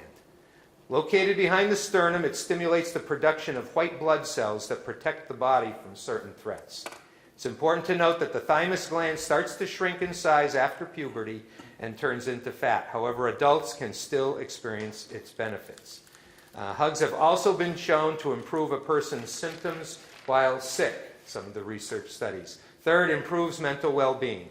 After months of isolation, now think about COVID here, having some sort of human contact like a hug can go a long way to combat feelings of loneliness and anxiety and help people feel more connected. Research from a retirement home in New York found that residents who received at least 3 hugs a day reported having more energy, better sleep quality, improved concentration, and reduced feelings of depression. But you don't just have to hug a human to feel the benefits of hugging. You can experience it from hugging inanimate objects, such as a teddy bear as well. Research shows that interacting and hugging inanimate objects can help reduce feelings of anxiety and fear in individuals who suffer from low self-esteem. If the science tells us anything, it's that the more hugs you can get, the better off you're going to be. The last years have been extremely challenging and lonely for many. Stop to think a bit. What did we do in response to COVID? We're going to talk next about the smile, powerful. We covered up the smile. What can we do? Hugging and physical contact. We went into social isolation. Even in schools, we used to worry in my day. It was getting to the point where you got to be careful about hugging the students. Somebody's going to accuse you in this sexually charged world of, inappropriate behavior, inappropriate intentions. I used to always say to people, we have one thing left, and that's the handshake. Handshake is the socially acceptable hug. Pay attention when you shake people's hands. You can feel. Sometimes you get a dead fish on the other end. Sometimes you get this feeling of, oh, great. It's powerful. What did we do under COVID? Elbow bumps because you can't have physical touch. So, and then with the masks, we even covered up, as we're going to see, the kind word, how the importance of body language, tone of voice, facial expression. We did everything that we wouldn't want to do if we were going to maintain self-esteem, and now we wonder why is, not just in the child world, but in the adult world, why is there so much stress and anxiety? I shared this with Dr. Gilmore. I found this way back in 1980, and it was quoted in the article I just read on the most recent research, so it's still valid today. What's the best cure for depression? Would you believe it's drug-free, doesn't cost a nickel, and it's even fun? Social scientist Virginia Satir, she was known as the mother of family therapy. And she said that to cure the blues, you need 12 hugs a day from someone you love. Satir told the 4,000 delegates to the American Orthopsychiatric Association in Toronto that physical contact is very important. Says Satir, our pores are places for messages of love. Satir added that 4 hugs a day are necessary for survival, 8 for maintenance, and 12 for growth. I showed this to Dr. Gilmore when we were doing some training together. I said, Dr. Gilmore, what do you think of this? He had a deep voice. He looked it over. Right? Oh, Charles, I very much agree. But I would up the numbers considerably. So the power of the hug. I have other things, but we're running short on time. And I'm wondering, I'm going to look at Joy to see if I want to go over and keep this going for the recording, and people have to leave, they have to leave because they've got to come in. That's perfectly, but they could catch more on the recording. So, because there's a lot of more powerful stuff here. That's the smile. Let's move over to facial expression, bodily gesture. By the way, there are pain clinics that now prescribe hugs. And when I was taking a course on loss and grief in my graduate program, we had the nurses from the UMass hospital. I lived very close to UMass when I was in Worcester. They came and spoke to us, and they talked about how they were teaching the families of the dying patients how to hug, because that was the best pain relief that they could provide. The families were afraid to do that because bodies were deteriorating, people were losing control, they were just getting hard to be close to. But they said, this is what we're working to teach people to do, to hug. So it's very, very, very powerful. Now we can move to that graph, Joy, if you don't mind. And on the graph, it will show 2 lines. And what usually happens, the research, first of all, shows that boys don't get as much of this than girls. And the research also shows that boys tend to have more problems in every category than girls. And the other is that things change. So what one line of the graph shows is the demands of the child's outside world. And I want to find my notes on that, if I can. And you'll see that the other graph is your parental nurturance, your expressions of love, caring, interest, and encouragement. The demands of the outside world in the child, school, sports, music, arts, peer influences, the expectations of other adults, those all start increasing as we get into the adolescent years. So, quick notes on this chart. Keep the chart in mind. When our children are small, it's easy to express affection. When after they start school, we see less of them. As they grow older, we also tend to become more reserved, particularly as they become teenagers. However, since they're experiencing greater demands and pressures, they need even more affection and support from us. So the 2 curves usually intersect at adolescence, and at this time, many young people feel isolated from their first and most important sources of support, their parents, their caregivers, as they face an increasingly challenging world. And they turn to what I said earlier, peer addiction. But, just little things. It doesn't have to be, you don't do a big bear hug to your sophomore son at the end of football practice when you pick him up. That is not empathy. That's not walking his shoes. That might not get him to think you love him. But, you can always put your hand on his shoulder. You can always put your arm around the shoulder. You can, just little physical, they deliver powerful messages. Next, the smile, facial expression, and body language. The smile, the nod of approval, the meaningful wink. Tell others we like them, understand how they're feeling, approve of what they're doing, and we want to encourage them to continue their efforts. The smile is especially significant.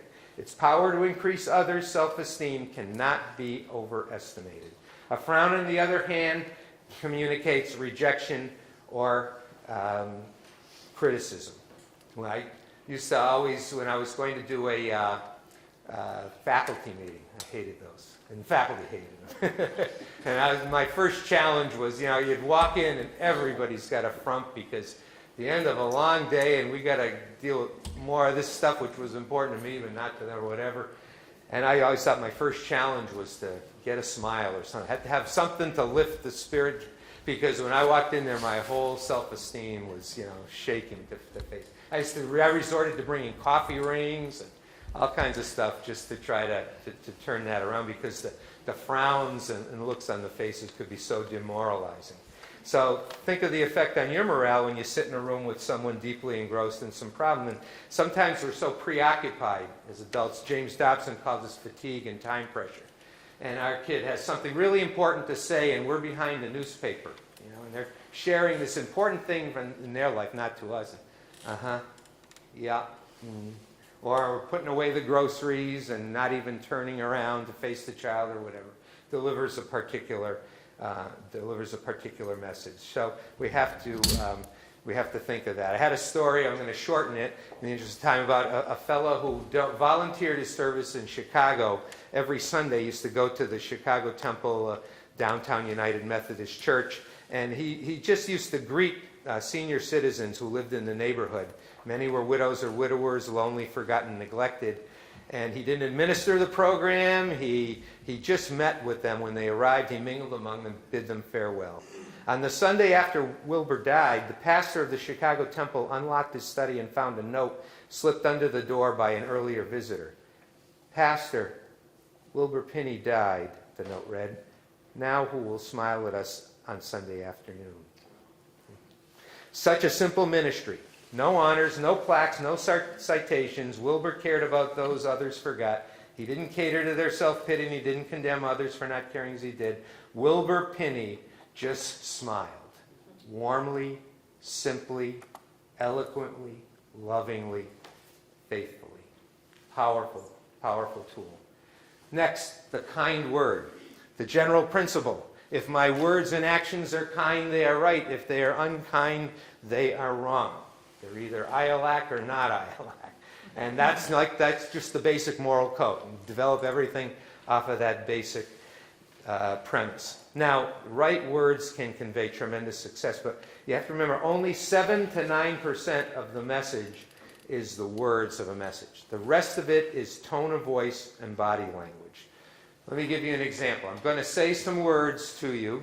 If I wrote them to you in a note and you received them in writing, you would have one reaction, one set of feelings, different from the words I'm going to say. And they go like this. And here we go.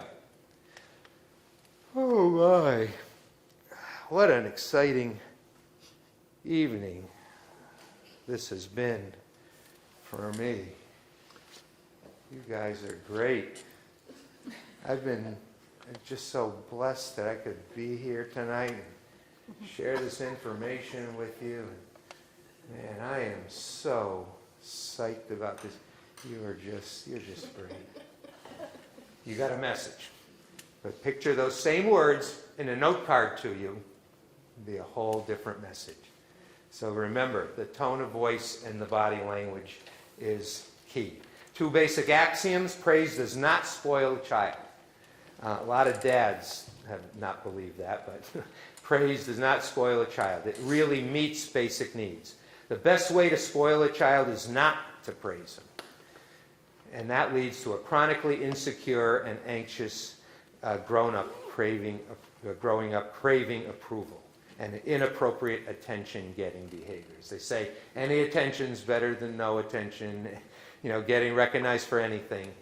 If you brought your perishables home from the market and left them out and didn't put them in the refrigerator, that would spoil them. Putting them in the refrigerator to care for them would take care of them. It's that same model. So praise does not spoil a child. And you praise a child for what he or she is, not only for what he or she does. Because if you only praise what they do and accomplish, then it's conditional. And they can lose your support if they're not qualifying. It's a qualified kind of approval. So even when you praise a behavior, try to hook onto it a compliment, a sincere compliment. You're great. It's great to have you on the team. I like what you did there. It's great, really great to have you on the team. So, it is 8 o'clock. Do you want me to end? So I am going to give you what is probably the biggest challenge of your life, Charles. You've talked about a lot of it tonight. I'm going to have you wrap up and sum up in 2 minutes. Okay. We can do it. I'm going to say of all the words, the most powerful tool is the written word. And we can say some things about focused attention and empathic listening really quickly, but this is really important. The most powerful form of words is the written word. It builds self-esteem. It's a form of giving. The writer has to shape their words. It's permanent. It can be kept and reread don't you keep nice notes? Do you just throw them right away once you get one? You ever kept a note that you got? I don't know what the research is text versus written words. I used to keep notes in my desk drawer. I used to keep notes in my briefcase. Because there were days when the whole world told me how worthless I was. And I needed to pull out a note from a parent or a kid or student that reminded me that I had worth or value. I still have a bunch of... I have kept every card given to me from my retirement. I haven't looked at them in years. They're sitting in a crate in my basement, but I know I can go there if I need to. I bet I'm not the only one who's kept love letters from his courting days. I've got a couple of notes from my dad I brought with me from 1989, 2 of them. I read them once a week. They're tattered and torn because it was one of the times that he put in writing his love for me. Cherish that so much. I have teachers and families of teachers who worked with me have shared with me that they were house cleaning and they came across all the notes and all the positive memos or emails that they had, their parent had collected over their career or they had collected. And I've had a number of people share that back after all these years. They couldn't get rid of that pile. It was so powerful. I've got some from students I could read. I used to give kids birthday cards. And if I were teaching a class for principals, I'd recommend that first thing I'd tell them, give every kid a birthday card and a written note in it. But I had a first student who died under my watch of many, was an 8th grader, was killed delivering papers, car struck him on his bicycle, went to visit his parents a few days after. And Mom said to me, and I had counseled this youngster as a counselor. And later, we named an award after him. I was principal. She said, you know, he didn't say very much, but I was cleaning his room. I found this birthday card that you gave him. It must have really meant something to him, because he didn't say anything. I would have never known. Powerful impact. So it's form of giving. You can picture the right. You have to stop your life. And it's not like in passing. You have to, it's permanent and it has great psychological power. In homes where parents begin to write letters on a regular basis, they note changes in the family atmosphere. Next Wednesday, I will pick up from here and tell you how to write a good note, talk about focused attention and empathic listening, and then we'll get into discipline as much as we can. The best thing I could have done when you walked in, I should have stood at the door, and as you entered the room, if I gave you a smile, shook your hand, and said, aren't you great to give you time, come here, you go home saying, hey, Gruszka, I don't remember everything he said, but sure was a heck of a good guy, wasn't he? And I used to tell my teachers that our students will forget a lot of what we teach them. They will never forget how we treated them. Yeah. With that, go home and give the people you care about a smile, a hug, and a comment. Thank you.